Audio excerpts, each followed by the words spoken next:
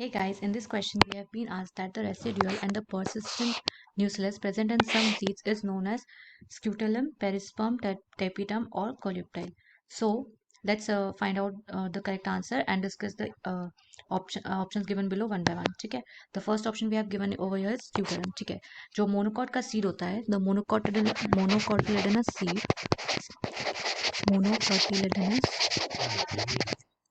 Monocots और dicots का main difference यही होता है कि जो मोनोकॉट्स होते हैं उनमें उनके सीड्स में only one cotyledon is present. ठीक है, सिर्फ एक ही कॉटिलेडन प्रेजेंट होता है मोनोकॉट्स में, where as in dicots two cotyledons are present. तो जो मोनोकॉट्स होते हैं उनमें जो एक कॉटिलेडन प्रेजेंट होता है, this one cotyledon in monocots is called as scutellum. ठीक है, इसको स्क्यूटेलम बोलते हैं.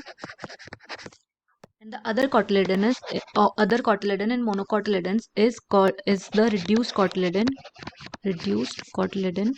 which is called as epiblast. ठीक है, एक जो मेन कॉटिलेडन होता है मोनोकॉट्स में वो होता है स्क्यूटेलम, और एक होता है रिड्यूस कॉटिलेडन जिसको बोलते हैं एपीब्लास्ट. ठीक है, so scutellum becomes the incorrect option because as we have seen the scutellum is the single cotyledon of the monocotyledonous seeds, and this is present lateral to the embryonic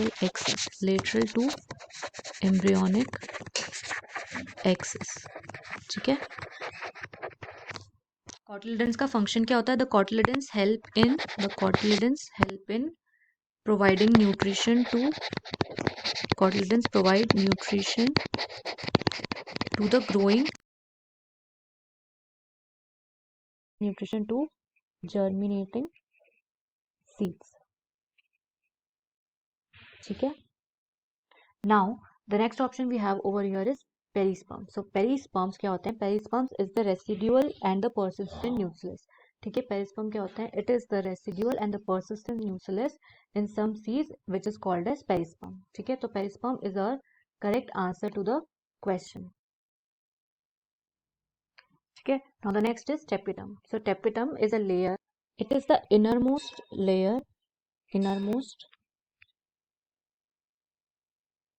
layer of microsporangium. ठीक है, microsporangium की 4 layers होती हैं and tapetum जो होती है वो सबसे इनरमोस्ट लेयर होती है. And the function of tapetum is to nourish the pollen grains. ठीक है, ये क्या करती है? It provides nourishment to pollen grains,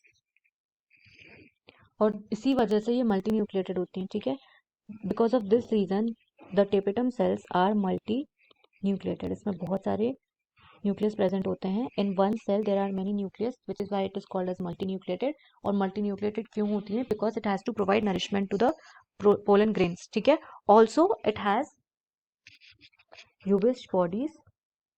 यूबिस्ट body क्या होती है? Ubisch body form the स्पोरोपोलेन. ठीक है,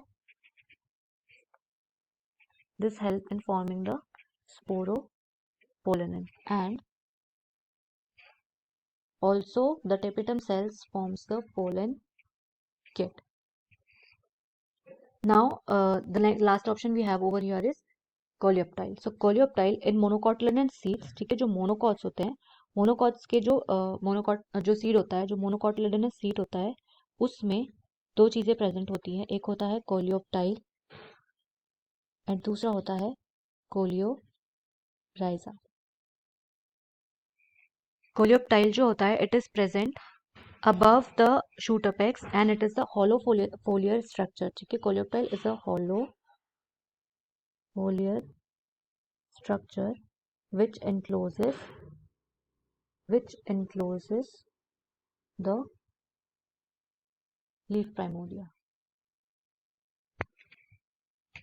ठीक है, and जो कोलियोराइजा होता है it is present below the root cap and this coleorhiza it is undifferentiated sheath like.